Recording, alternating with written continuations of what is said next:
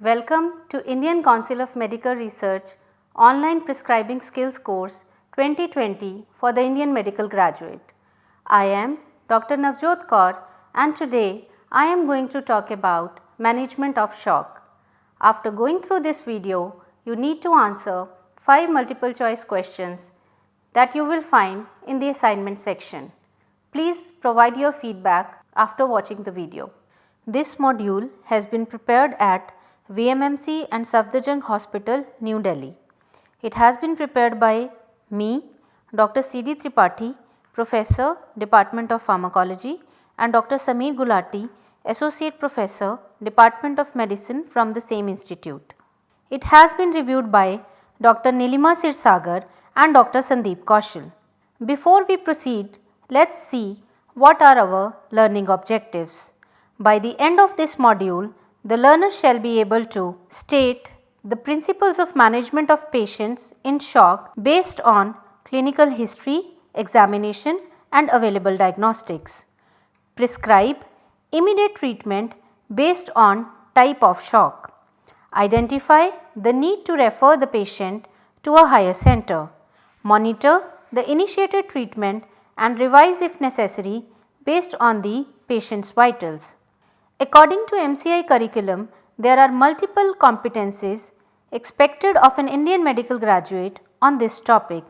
Prioritized competencies for this module are diagnosis of shock states, principles of resuscitation including initial stabilization and starting targeted drug therapy. In this module, we will see what is shock and its types, followed by diagnostic algorithms and management of patients in different types of shock states. For the ease of understanding, I will be taking you through certain clinical case scenarios that you are likely to encounter while you are posted in any healthcare setting. In all these cases, we will be proceeding from making the diagnosis to managing these patients together. In the end, we will draw up a list of certain do's and do nots for you on this topic. Shock, as you all know, is a clinical syndrome that results from inadequate perfusion of the tissues. Hypoperfusion creates imbalance between demand and supply of oxygen and substrates, which leads to cellular dysfunction. Cellular dysfunction, if uncorrected, leads to functional and structural changes in microvasculature that ultimately culminates in multi-organ failure and death. A very narrow time frame separates reversible cellular damage from irreversible injury. Only rapid restoration of balance between demand and supply of nutrients can reverse the progression of shock. Therefore, timely diagnosis and management of shock is vital to decreasing mortality in these patients. Now, the immediate recognition of shock state requires knowledge of essential features suggestive of tissue hypoperfusion. These include altered mental status, tachycardia, that is heart rate of more than 100 beats per minute, tachypnea, that is respiratory rate of more than 20 breaths per minute, hypotension, that is systolic blood pressure of less than 90 mm of mercury or mean arterial pressure of less than 65 mm of mercury, oliguria, seen as urine output less than 0.5 ml per kg per hour, and acidosis indicated by serum lactate concentration of more than 4 millimoles per liter. Presence of at least 4 of these criteria together in a patient should bring to diagnosing a state of shock. There are many causes leading to state of shock. Accordingly, shock has been classified as hypovolemic, cardiogenic, obstructive and distributive shock. Hypovolemic shock is triggered due to critical drop in circulating blood volume due to hemorrhage or loss of plasma volume due to GI, urinary or insensible losses. Cardiogenic shock occurs due to marked reduction in cardiac output from wide range of cardiac insults such as acute MI, atrial fibrillation and valvular rupture.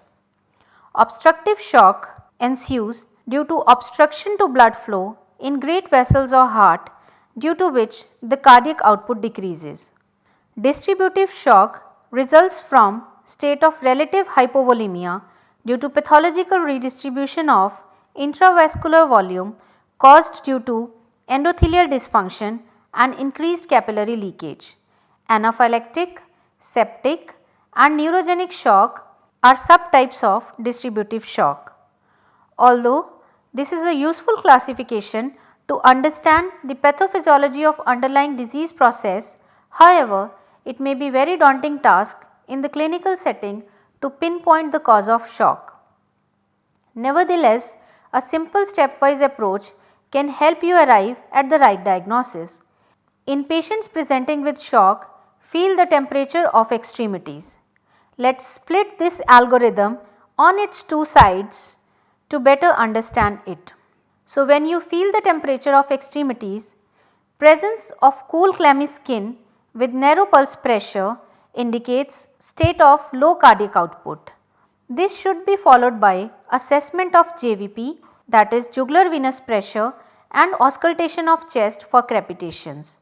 If the JVP is low and there are no crepitations in the chest, alongside a history of trauma, visible blood loss in the form of vomiting, diarrhea, GI bleeding etc., it is suggestive of hypovolemia as the underlying cause of shock state. If the JVP is elevated and there are crepitations over the chest area, this points towards possibility of cardiogenic shock. This is further supported by positive history of chest pain, pre-existing cardiac abnormalities, ECG abnormalities and other changes on X-ray and echocardiography. If the JVP is elevated but there are no crepitations and there is history of trauma along with weak heart sounds, it is suggestive of obstructive shock. On the other hand, on feeling the temperature of extremities, if these are warm with wide pulse pressure, it is indicative of early phase of distributive shock. Further clue to the cause of distributive shock is history and laboratory investigations. If the patient or relative gives a history of fever, there is presence of some necrotic tissue or lab reports suggestive of infection, then it is septic shock. If the patient gives history of bee stings or consumption of some food or medicine preceding onset of shock like state, then it is anaphylactic shock. If the symptoms develop in a patient with history of trauma to spine with bradycardia, then it is neurogenic shock. Making differential diagnosis in a patient of shock is important because the specific management approach varies among different types of shock. In all patients with shock, follow this general management approach. Assess for responsiveness, patency of airway and adequacy of breathing and manage appropriately. Initiate and titrate high flow oxygen to achieve oxygen saturation of more than 94%. Secure IV access with one or more wide bore needles. Monitor vitals such as blood pressure, pulse, oxygen saturation, urine output and mentation status of the patient. If feasible, place a central venous line. Initiate specific management as per the likely cause based on clinical examination and targeted history. Continue close monitoring of patient vitals to assess responsiveness to treatment. Titrate and tailor treatment plan accordingly. Complete workup for underlying cause and manage or refer to expert as appropriate based on the available facilities. For instance, if you are posted in primary health center, you would need to refer profusely bleeding trauma patients for surgical control of bleeding, patients of obstructive shock with evidence of pericardial effusion, patients of cardiogenic shock to cardiologist for invasive intervention, and all patients not responding adequately to the fluid resuscitation.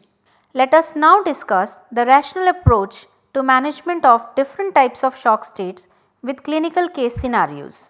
Our first case is a 35-year-old male who is brought with chief complaints of persistent vomiting, diarrhea for the last 3 days. He is drowsy with cool extremities, weakly palpable pulse, tachycardia, hypotension with respiratory rate of 24 breaths per minute. There is delayed capillary refilling with no history of chest pain. On auscultation, heart sounds are normal. Bilaterally, chest is clear with normal air entry. Based on these features, decide, is the patient in shock? If yes, what seems to be the most probable cause and how will you manage the case?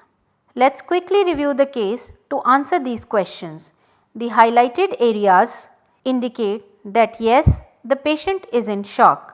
Further stepwise assessment as per the algorithm points towards diagnosis of hypovolemic shock due to decreased circulatory volume from persistent vomiting and diarrhea in this case. While managing this patient, follow the general management approach as discussed earlier. Keep the patient warm, initiate fluid resuscitation through IV access. Crystalloids such as normal saline and ringer lactate should be preferred over colloids such as albumin. This is because the colloids are costlier and do not improve morbidity and mortality outcomes as compared to crystalloids. Also, the risk of adverse drug reactions is more with the colloids compared to crystalloids. If both ringer lactate and normal saline are available, prefer ringer lactate as some evidence suggests that ringer lactate is associated with less kidney injury and fewer instances of hyperchloremic metabolic acidosis compared to normal saline. However, avoid ringer lactate in patients of liver disease. Now give rapid fluid challenge of 500 ml of warm crystalloid solution over 5 to 10 minutes. Titrate further fluid administration to maintenance of target hemodynamic response, that is central venous pressure between 8 to 12 mm of mercury. Be vigilant of fluid overload, hypothermia and electrolyte disturbances. Stop further fluid administration if signs and symptoms of fluid overload appear. These are dyspnea and appearance of crepitations. Further management would include complete workup for determining the underlying cause of diarrhea and vomiting and management or referral to expert as appropriate. Our second patient is a 28-year-old woman who is brought with complaints of bleeding per vaginum after giving birth to newborn at home. On examination, she is anxious, confused and pale with cool extremities. Her vitals were recorded as BP of 70 by 54 mm of mercury, pulse rate of 126 beats per minute, respiratory rate 28 breaths per minute and capillary refill time was prolonged.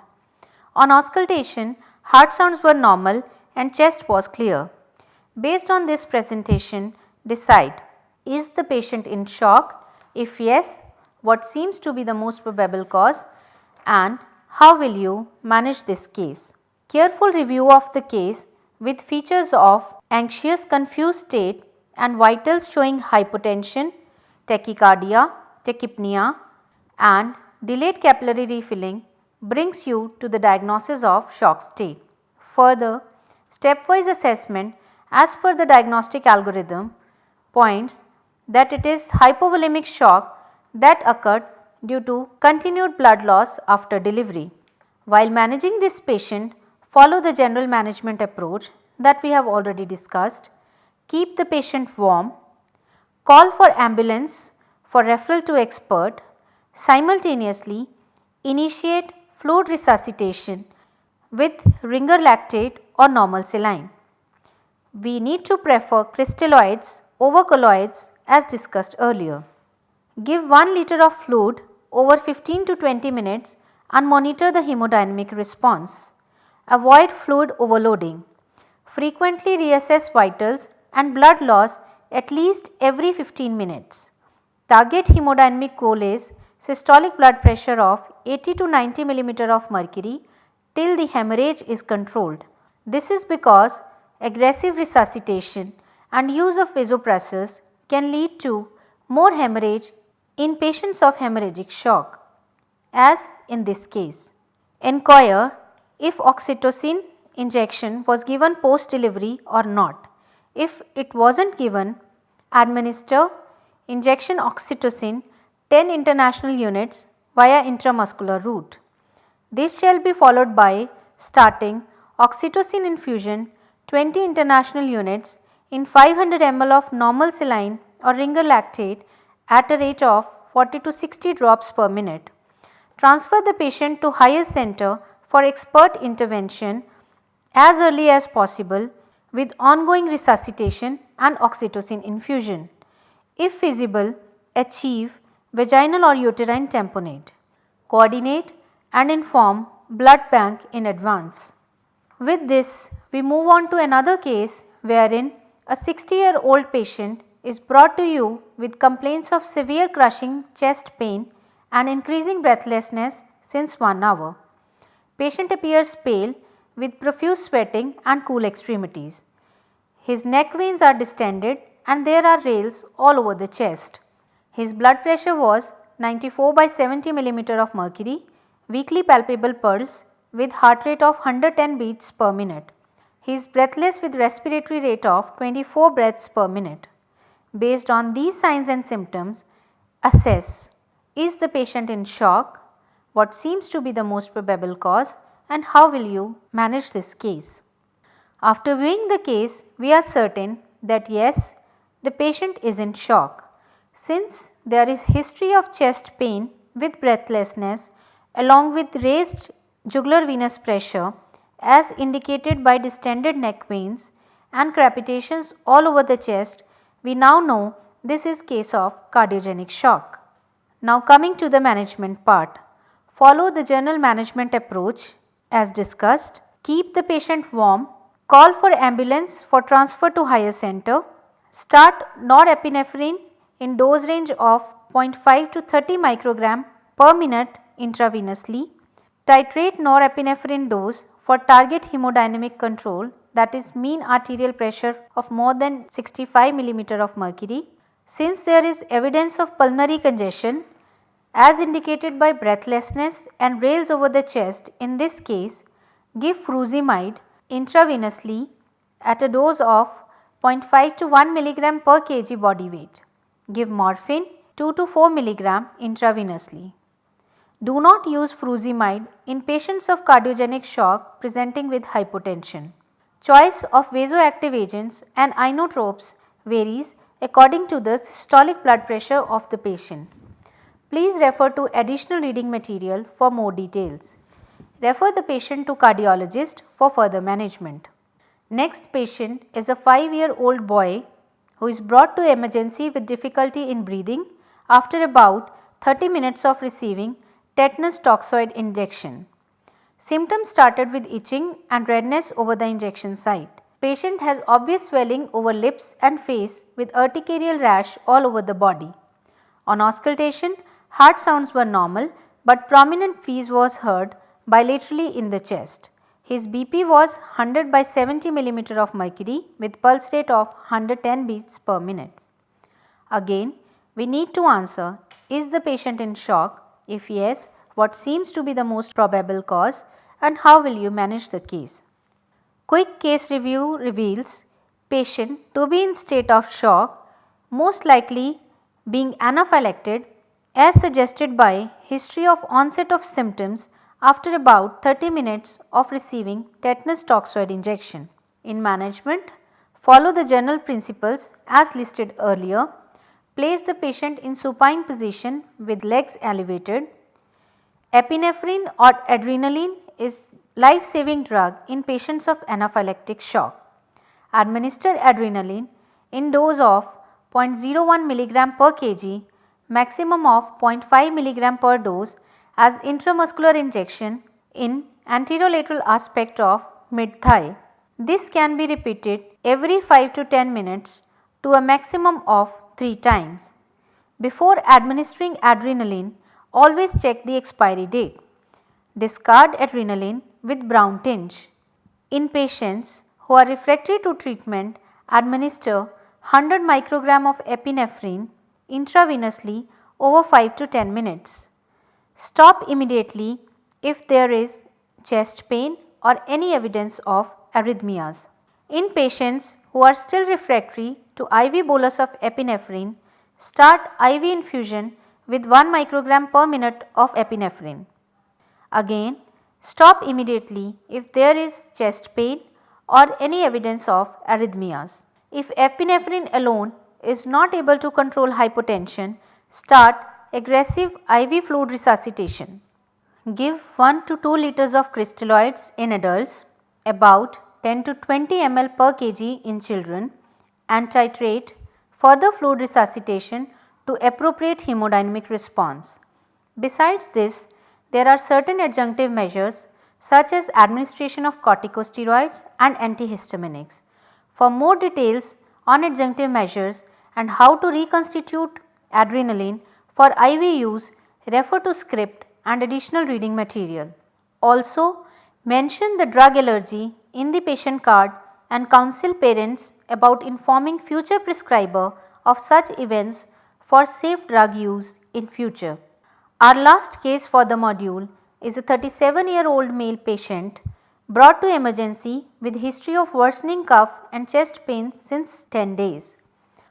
On examination, patient temperature was 38 degrees centigrade, respiratory rate of 34 breaths per minute, pulse 120 beats per minute, BP of 70 by 40 millimeter of mercury, oxygen saturation 82% on pulse oximetry and raised TLC. Chest X-ray shows consolidation in right lower lobe.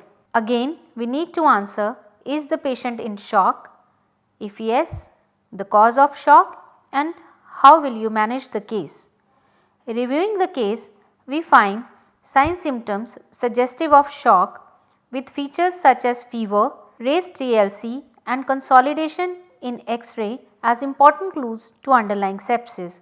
So, the patient is in septic shock.